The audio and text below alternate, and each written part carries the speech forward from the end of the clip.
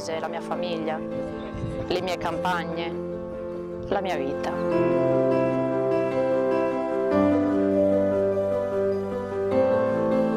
Per noi non è una cosa che si inventa, cioè o che si compra, l'ospitalità siamo noi, lo state vedendo, quello che abbiamo siamo.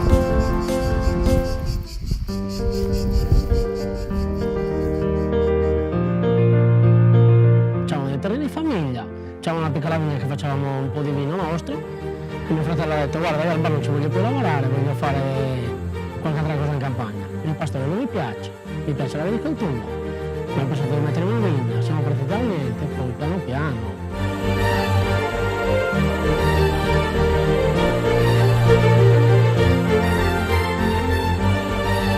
Un anno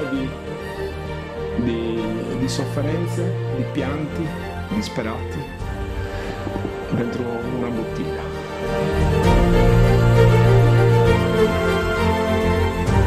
Produciamo vino in questo territorio che chiamiamo Jada e quindi c'è tutto il territorio, diciamo con tutte le sue componenti, anche con delle cose anche non misurabili.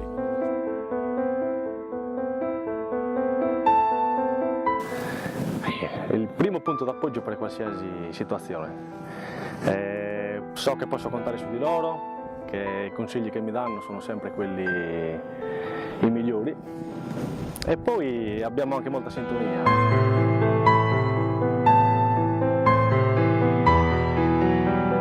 Ma io sto vedendo un grande movimento in positivo, ecco, un cambio di mentalità generale anche da parte degli stessi anziani che prima dicevano Zuvino e Domo era una cosa, Zuvino e Cantina era una cosa diversa e oggi ecco, queste due cose vanno di pari passo e quindi anche i giovani, soprattutto i giovani, vedo che ci stiamo muovendo tutti assieme per far crescere tutto il territorio.